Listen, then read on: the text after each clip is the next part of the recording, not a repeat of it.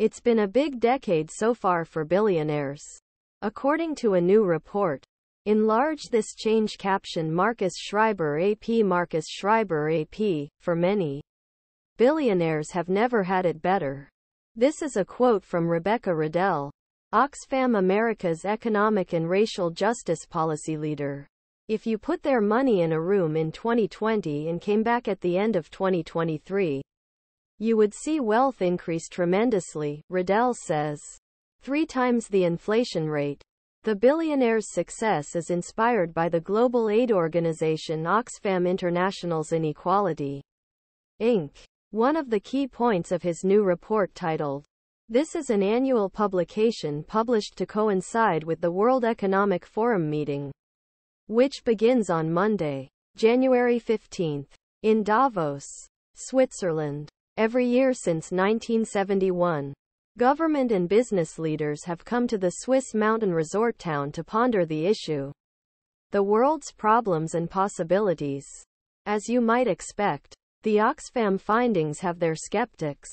Oxfam's claims this latest edition Oxfam report looks at few years since 2020 and describes increasingly unequal distribution of wealth as beginning a decade-long divide.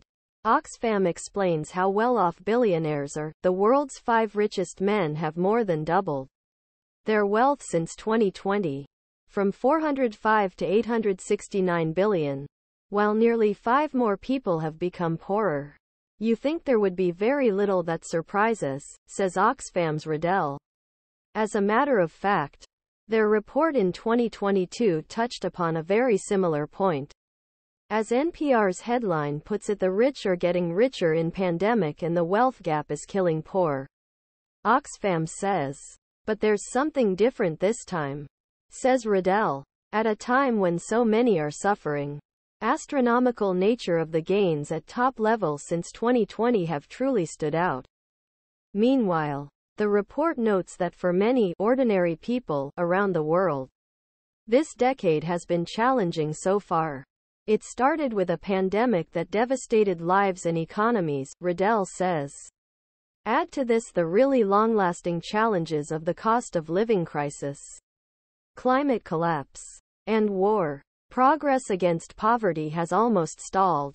According to Oxfam's report, almost 5 billion people have lost their economic ground since 2020, meaning they have become poorer. Most of this wealth is concentrated in the global north. By squeezing workers, avoiding taxes, they are doing it at the expense of ordinary people.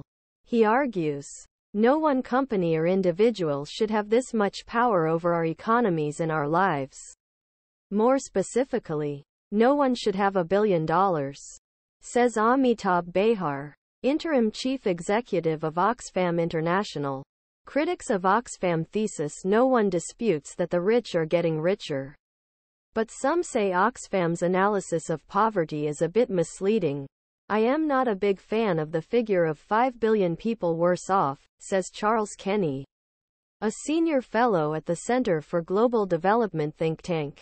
Oxfam's calculation of people's wealth